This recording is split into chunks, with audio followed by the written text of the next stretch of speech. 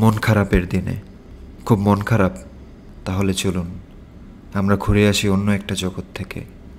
বলছিলাম সেই সময়কার কথা, যখন পৃথিবীতে রাজত্ব করছিল সবচাইতে নিকৃষ্ট নির্দয় নরপিচার শাসক ফিরআউন। সম্ভবত পৃথিবী আর কখনোই তার মতন দ্বিতীয় কোনো জালিম শাসকের অবলোকন করবে না। তার অত্যাচার আর নির্যাতনের মাত্রা ছিল অতি ভয়ঙ্কর। হবেই বা না কেন, নিজেকে সে খোদা দাবি করত।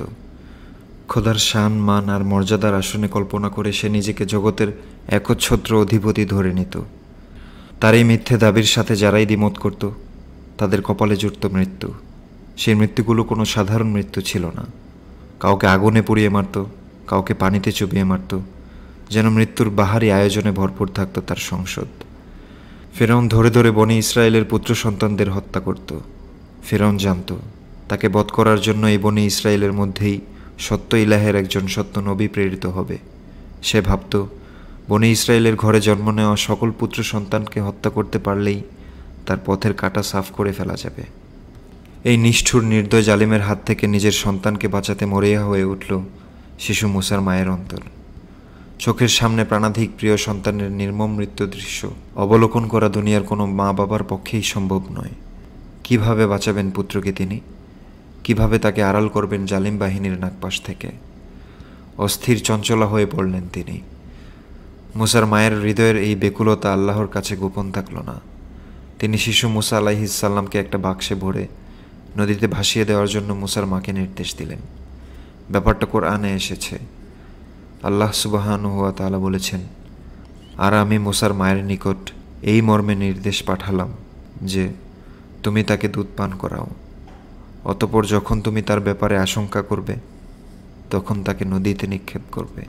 চিন্তা করুন, একদিকে ফিরআউন বাহিনীর হাত থেকে সন্তানকে প্রাণে বাঁচাতে মায়ের অন্তর মরিয়া, অন্যদিকে বলা হচ্ছে শিশুটাকে যেন বাক্সবন্দি করে নদীর পানিতে ভাসিয়ে দেওয়া হয়।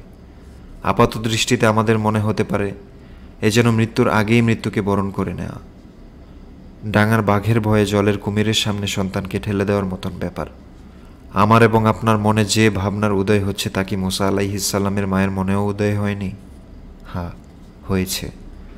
তবে তার মনের সেই ভীতি, সেই ভয়, সেই সন্দেহ তখনই দূর হয়ে গেল যখন তিনি আল্লাহর কাছ থেকে আশার বাণী শুনতে পেলেন। সুবহানাল্লাহ বলেন, আর একদম ভয় করবে না এবং চিন্তাও করবে না। নিশ্চয়ই আমি তোমার সন্তানকে তোমার নিকট ফিরিয়ে দেব এবং তাকে রাসূলদের অন্তর্ভুক্ত করব। সূরা কাসাস আয়াত ৭। এই জায়গায় আমি কিংবা আপনি হলে যে ভয় এবং যে ভীতি আমাদের অন্তরকে আষ্টে পৃষ্ঠে ধরত, একই ভয় মুসা আলাইহিসসালামের মায়ের মনেও জেগে বসেছিল। তবে তিনি হতোদ্যম হয়ে যাননি, আশা ছেড়ে দেননি। তিনি চোখ মুখ বন্ধ করে এমন এক সত্তার উপর ভরসা করেছিলেন যার দেয়া আশা কখনো মিথ্যে হয় না, যিনি কখনোই প্রতিশ্রুতি ভঙ্গ করেন না। এরপর ফলাফল কী হলো তা আমরা সকলেই জানি। মুসা আলাইহিসসালামকে আল্লাহ সুবহানাহু ওয়া তাআলা রক্ষা করেছিলেন। কেবল রক্ষাই করেননি, যে শত্রু হন্যে হয়ে তাকে হত্যা করার জন্য উৎপেতে ছিল সেই শত্রুর অন্দরমহলেই শিশু মুসা আলাইহিসসালামকে আল্লাহ তাআলা বড় করে তুলেছিলেন। এই পরিকল্পনা কার? কে এমন নিখুঁত পরিকল্পনা করার ক্ষমতা রাখেন? তিনি সুমহান আল্লাহ। আল্লাহ তাআলা কোরআনে বলেন, তারা চক্রান্ত করে আর আল্লাহ কৌশল করেন। নিশ্চয়ই আল্লাহ সর্বশ্রেষ্ঠ কৌশলী। সূরা আলে ইমরান আয়াত ৫৪। আমরা ইয়াকুব আলাইহিসসালামের ঘটনাও স্মরণ করতে পারি। শিশু ইউসুফ ছিলেন পিতা ইয়াকুব আলাইহিসসালামের সবচেয়ে প্রিয় সন্তান। ইউসুফের প্রতি পিতা ইয়াকুব আলাইহিসসালামের এই অবর্ণনীয় ভালোবাসাকে কোনোভাবে মেনে নিতে পারেনি তার অন্য সহোদরেরা।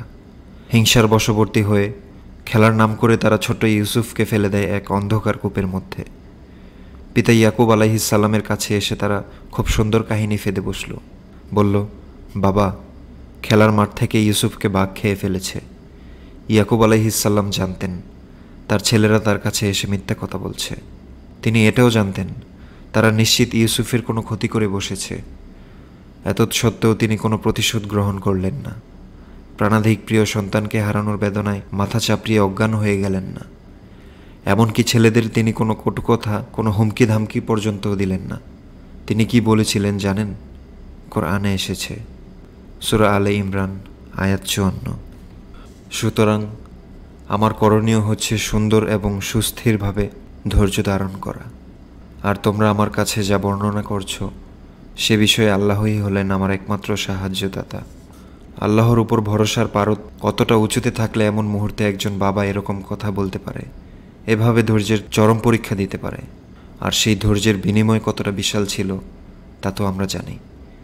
ইউসুফ আলাইহিসসাল্লামকে পরবর্তীকালে আল্লাহ সুবহানাহু ওয়া তাআলা মিশরে অধিষ্ঠিত করেন রাজার বিশ্বস্ত লোক হিসেবে।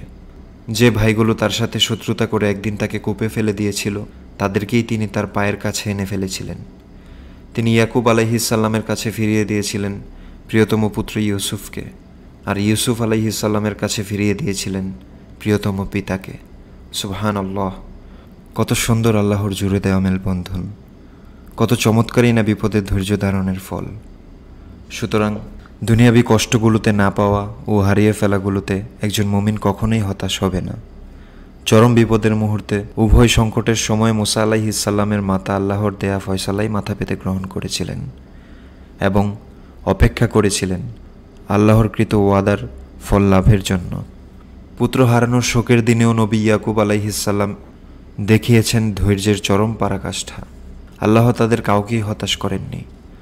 আন্তরিক সবর এবং আল্লাহর উপর তাওয়াক্কুল তথা ভরসা করার জন্য আল্লাহ তাদের উত্তম বিনিময় প্রদান করেছেন। মুসা আলাইহিসসালামের মাতার যিনি রব তিনি আপনারও রব, যিনি ইয়াকুব আলাইহিসসালামের প্রতিপালক তিনি আপনারও প্রতিপালক। মুসার মাতা যার উপরে ভরসা করেছিলেন আপনিও তার উপর ভরসা করুন। ইয়াকুব আলাইহিসসালামের ভরসার কেন্দ্রবিন্দু যেখানে, আপনিও ঠিক সেই জায়গায় আপনার সমস্ত আশা আর ভরসাকে সমর্পণ করুন। যিনি মুসার মাতার অন্তরকে প্রশান্ত করতে পারেন তিনি কি আপনার ভেঙে খান খান হয়ে যাওয়া হৃদয়ে প্রশান্তির ফুলগুধারা বয়ে দিতে পারেন না? যিনি মুসা আলাইহিসসালামকে তার চরম শত্রুর ঘরের মধ্যে বড় করে তুলতে পারেন তিনি কি চাইলে আপনার দুঃখ, আপনার ব্যথা উপশম করে দিতে পারেন না? যে মহান রব মুসার মাতার আর ইয়াকুব আলাইহিসসালামের ভরসার প্রতীক হয়েছিলেন, আস্থার প্রতীক হয়েছিলেন, সেই রবকে আপনিও আপনার সকল আশা ভরসার প্রতীক বানিয়ে ফেলুন। জীবনের সমস্ত দুর্যোগে কেবল তার উপরই ভরসা করুন। দেখবেন আপনার জীবন এক অন্যরকম প্রশান্তিতে ভরে গেছে। মানুষ হিসেবে আপনার অবশ্যই জানা উচিত এই দুনিয়া আপনার জন্য কখনোই নির্মল আর নির্ঝঞ্ঝাট হবে না। জীবনের একটা পরম বাস্তবতা হলো জীবন কখনোই রেল লাইনের মতো সমান্তরাল হয় না। এই জীবন হলো দুঃখ, ক্লেশ, কষ্ট দিয়ে করা। দুনিয়ার সবাইকে আপনি কখনোই আপনার বন্ধু হিসেবে পাবেন না। সবচাইতে পবিত্র, সবচাইতে তাকওয়াবান ব্যক্তি মুহাম্মদ সাল্লাল্লাহু আলাইহি ওয়াসাল্লাম ও তার চারপাশের সবাইকে কখনোই বন্ধু হিসেবে পাননি। তিনি ছিলেন আল আমিন তথা বিশ্বস্ত। সবার কাছে ন্যায় এবং আস্থার প্রতীক হয়ে ওঠা লোকটিরও সমালোচক ছিল, নিন্দুক ছিল, কুৎসা রটনাকারী ছিল। মানুষের সমালোচনার তীর নবীজি সাল্লাল্লাহু আলাইহি ওয়াসাল্লামকেও বিদ্ধ করতে ছাড়েনি। নবীজি যখন সমালোচকদের দ্বারা ক্ষতবিক্ষত, যখন তার হৃদয় ভারী হয়ে উঠেছিল মানুষের কটু কথা আর কটুবাক্যে, তখন আল্লাহ সুবহানাহু ওয়া তাআলা বললেন, আর আমি তো জানি তারা যা বলে তাতে আপনার অন্তর ক্ষতবিক্ষত হয়।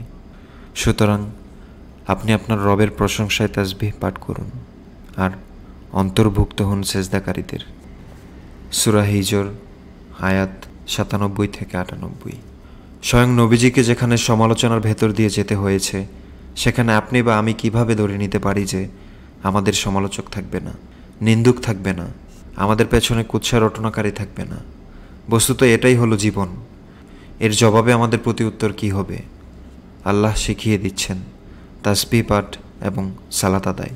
এতেই রয়েছে ক্ষতবিক্ষত অন্তরের দুঃখ সরানোর উপশম, ভগ্ন হৃদয় পুনর্নির্মাণের মহৌষধ। নবীজিও আল্লাহর বাতলে দেওয়া উপায়েই হৃদয়কে প্রশান্ত করেছেন।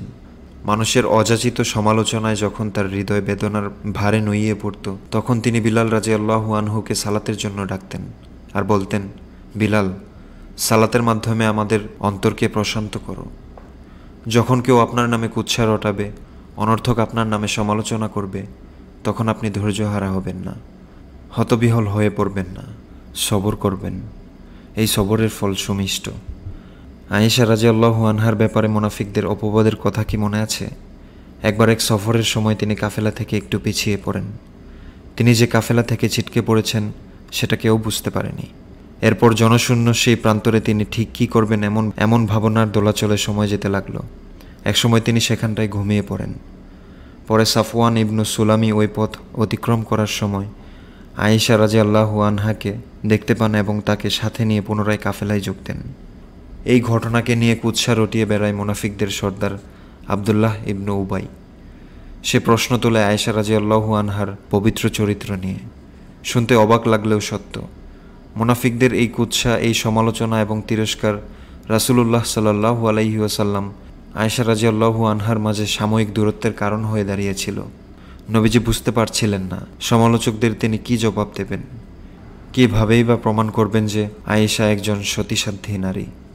তাছাড়া আবদুল্লাহ ইবনু উবাই যা প্রচার করে বেড়াচ্ছে তার সত্য মিথ্যার ব্যাপারেও তিনি সন্দিহান।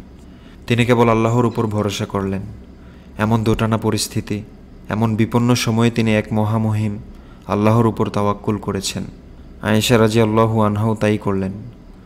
কারোর সাথে কোনো বিরোধ করেননি, কোথাও উচ্চবাচ্য করেননি। চোখের জল ফেলে কেবল আল্লাহর কাছে নিজের সমস্ত অভিযোগ, সমস্ত বাসনা সোপার্দ করেছেন। আল্লাহ সুবহানাহু ওয়া তাআলা কি মুহাম্মদ সাল্লাল্লাহু আলাইহি ওয়াসাল্লাম কিংবা আয়েশা রাদিয়াল্লাহু আনহাকে নিরাশ করেছেন, হতাশ করেছেন? মুনাফিকদের বিরুদ্ধে, সমালোচনাকারীদের বিরুদ্ধে, কুৎসা রটনাকারীদের বিরুদ্ধে সাহায্য করেননি? অবশ্যই করেছেন। ওহী নাজিল করে আল্লাহ সুবহানাহু ওয়া তাআলা আয়েশা রাদিয়াল্লাহু আনহার চরিত্রের ব্যাপারে মুনাফিকদের সকল ষড়যন্ত্রকে নস্যাৎ করে দিয়েছেন। কোরআনে আল্লাহ বলেছেন, নিশ্চয়ই যারা এই অপবাদ রটনা করেছে তারা তোমাদেরই একটি দল। সূরা নূর আয়াত 11। এটা যে একটি অপবাদ, কুৎসা এবং জিঘাংসা সেটা আল্লাহ সুবহানাহু ওয়া তাআলা স্পষ্ট করেই জানিয়ে দিয়েছেন। এভাবেই তো আল্লাহ তার মুমিন ব্যক্তিদের সাহায্য করে থাকেন, কখনো স্পষ্ট সাহায্য, আবার কখনো বা অস্পষ্ট সাহায্য।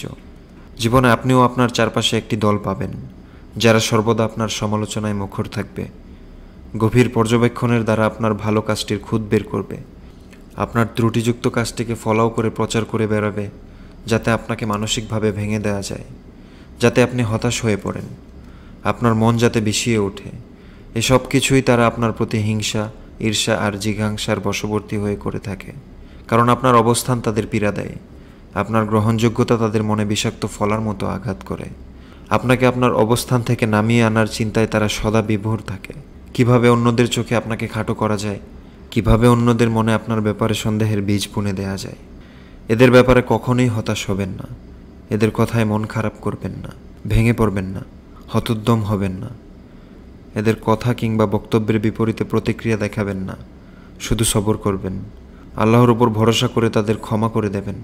নিজের এবং তাদের হেদায়েতের জন্য আল্লাহর কাছে প্রার্থনা করবেন। ব্যাস, আপনার কাজ কেবল এতটুকুই।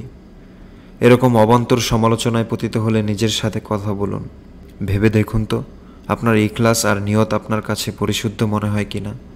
যদি অন্তরের ভেতর থেকে এই কথা প্রতিধ্বনিত হয় যে আমি তো এই কাজ আল্লাহকে রাজি খুশি করার জন্যই করেছি, তাহলে নিশ্চিন্ত মনে আপনার পরবর্তী কাজে মনোযোগ দিন। এরকম বিশুদ্ধ নিয়তের কারণে ভুল কাজটার জন্যও আপনার আমলনামায় হয়তো সওয়াব যোগ হয়ে গেছে। মন খারাপের দিনগুলোতে আল্লাহর সাথে বেশি বেশি কথা বলুন। কোরআন তেলাওয়াতের মাধ্যমে, সালাতের সিজদার মধ্যে আল্লাহকে বলুন তিনি যেন আপনার অশান্ত মনটাকে প্রশান্ত করে দেন। তাকে অনুনয় বিনয় করে বলুন বুকের মধ্যে যে কালবৈশাখী ঝড় আপনার মনের উঠোনকে তছনছ করে দিচ্ছে, সেই কালবৈশাখী তিনি যেন থামিয়ে দেন। সেখানে যেন রহমতের বাড়িধারা প্লাবিত হয়। একটিবার নিজের জীবনে কোরআনকে জায়গা করে দিন, দেখবেন জীবনের গতিপথ কিভাবে পাল্টে যায়। কোরআনের সার নির্যাসকে একবার নিজের জীবনে বাস্তবায়ন করেই দেখুন না, দেখবেন আপনার জীবনটা অন্যরকম এক শীতলতায় ভরে উঠেছে। দুনিয়ার মানুষ যে অন্তর ভেঙে দেয়, আল্লাহ সুবহানাহু ওয়া তাআলা সেই অন্তর ভালোবাসার প্রলেপে জোড়া লাগিয়ে দেন। আপনার মনে হচ্ছে আপনি ব্যর্থ হয়ে গেছেন, তাই না? মনে হচ্ছে পৃথিবীটা আপনার জন্য সংকীর্ণ হয়ে গেছে, জীবনের কোনো মানে খুঁজে না পেয়ে হতাশায় নিমজ্জিত আপনার তনুমন, তাই তো? কোরআন খুলুন, দেখুন আপনার রব আপনার জন্যই বলেছেন অবশ্যই বিশ্বাসীরা সফল হয়েছে।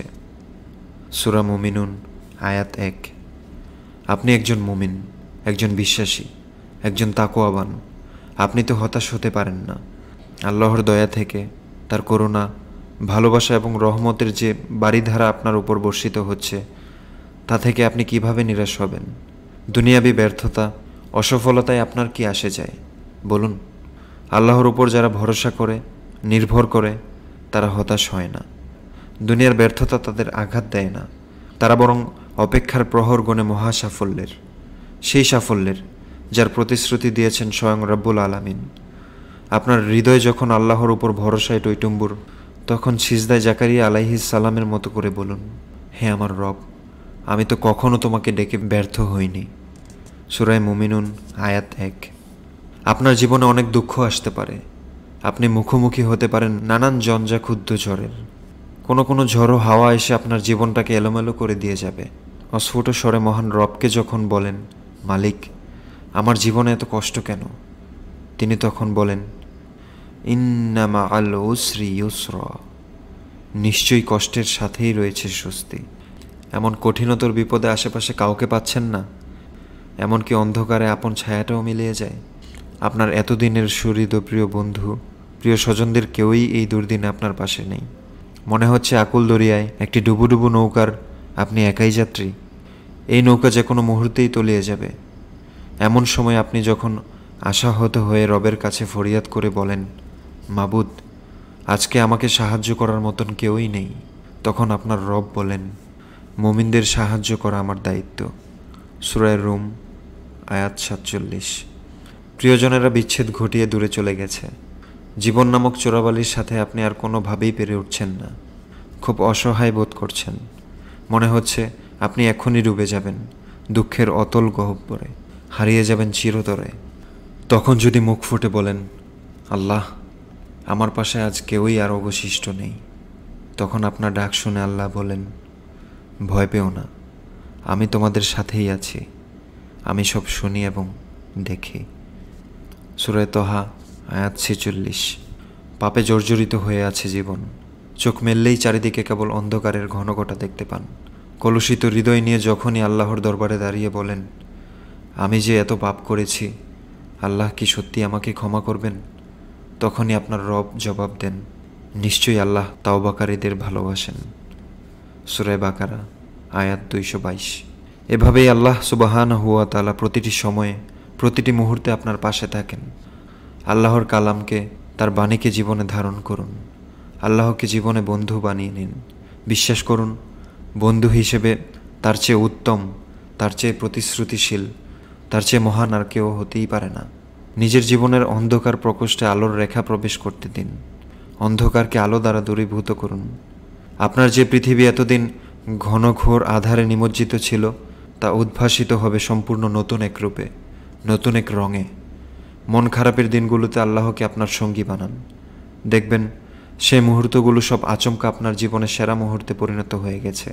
তাই যে দুঃখগুলোর কথা কাউকে বলতে পারছেন না, যে দুশ্চিন্তার অনলে আপনি দগ্ধ হচ্ছেন প্রতিদিন, যে ভয় আপনাকে তাড়িয়ে বেড়াচ্ছে অহরহ, হারানোর যে বেদনা আপনাকে কুরে কুরে খাচ্ছে, যে অস্থিরতা আপনাকে ঘুমোতে দিচ্ছে না, যে ভগ্ন হৃদয় আপনাকে ভেঙে খান খান করে দিচ্ছে, সে সমস্ত মন খারাপের গল্পে কেবল বলুন, হাসবুনাল্লাহু ওয়া নি'মাল ওয়াকিল, আমার জন্য আমার আল্লাহই যথেষ্ট। বিশ্বাস করুন, আপনার সমস্ত মন খারাপের উপশমের জন্য কেবল এতটুকুই যথেষ্ট। আল্লাহ যার অভিভাবক, কপালে তার দুশ্চিন্তার ভাঁজ থাকতেই পারে না। আমার এত দুঃখ কেন? মাঝে মাঝে ভীষণ কষ্ট লাগে। বুকের ভেতরে বাসা বাঁধে দুঃখের কালো মেঘ। অবিরাম বৃষ্টিধারার মতো বিষণ্ণতা এসে আছড়ে পড়ে মনের উঠোনে। আকাশ ছোঁয়া হিমালয় যেন তার সমস্ত ঐশ্বর্য নিয়ে ভেঙে পড়তে চায় বুকের উপর। জগৎ সংসার তখন বিষাক্ত লাগে। মাঝে মাঝে প্রচণ্ড দুঃখবোধে ভেঙে পড়ি আমরা। হয়তো হঠাৎ করে হারিয়ে বসি কোনো প্রিয় মানুষকে, খুব আশা করে থাকি এবারে পৌষের শীতে মায়ের হাতে বানানো ধোয়া ওঠা ভাপা পিঠা খাবো বলে। কিন্তু পৌষ আসার আগেই মা হয়তো দুনিয়ার পাট চুকিয়ে ওপারে পাড়ি জমিয়েছেন। অথবা আস্তে আস্তে করে জমানো টাকা, যে টাকা দিয়ে বাবাকে ঈদে উপহার দিয়ে চমকে দেব ভেবেছিলাম, ঈদ আসার আগেই হয়তো বাবা চলে গেছেন রবের সাক্ষাতে। এমন হতে পারে ভালো বেতনের কোনো চাকরি হঠাৎ করেই চলে গেল, অথবা আমার এক বন্ধু আমার সমান যোগ্যতা নিয়ে জীবনে সাই সাই করে উন্নতি করছে, কিন্তু আমি কিছুই করতে পারছি না। আমার বন্ধু আমার সমান খাটাখাটুনি করে খুব ভালো রেজাল্ট করেছে, কিন্তু আমি পারছি